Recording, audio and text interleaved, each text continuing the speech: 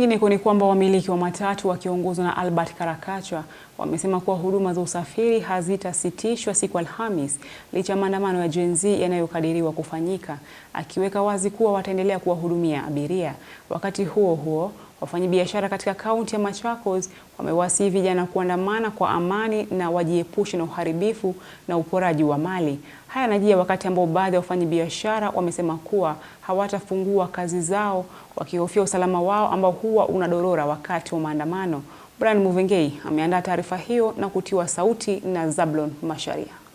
Vijana wanapotarajiwa kuandamana siku ya Alhamisi kwa kumbukumbu za waliouawa katika maandamano ya Juni mwaka 2024, wamiliki wa matatu wakiongozwa na Albert Karakachwa wamebaini kuwa hawatasitisha shughuli za usafiri wa abiria kote nchini na kuwa watawahudumia abiria, akisisitiza kuwa ijapokuwa wataendelea na shughuli zao, wataheshimu uhuru wa kikatiba wa waandamanaji. We encourage all matatu owners, drivers, crew and staff to remain calm, exercise restraint and continue providing transport service responsibly. Public transport sector remain committed to serving Kenyans and facilitating the movement of people and goods.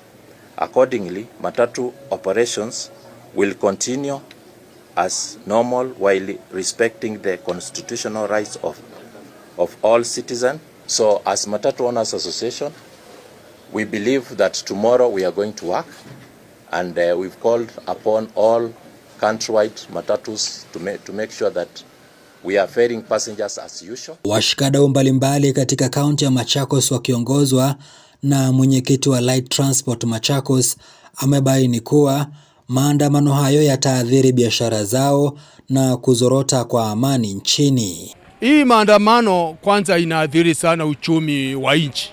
Na maandamano ikianza hakuna kazi inaendelea, biashara zote zinafungwa, watu hawana amani na kila mahali inakuwa ni furugu.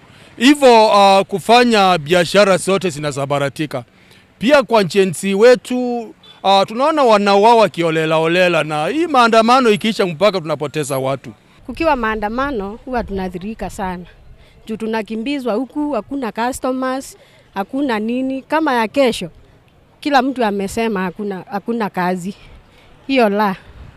Mimi nasema maandamano mazuri, hata watu wafungue kazi, hata kama hatutafanya kazi, kuwe na amani.